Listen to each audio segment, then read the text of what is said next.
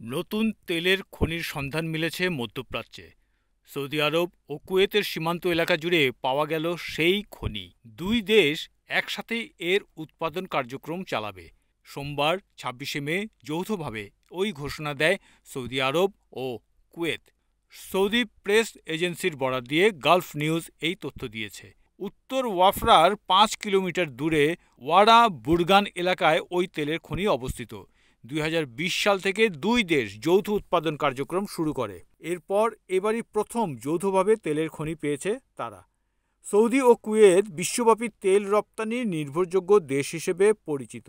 নতুন তেল ক্ষেত্র পাওয়ার মাধ্যমে এই নির্ভরতা বাড়বে বলে জানিয়েছেন তারা।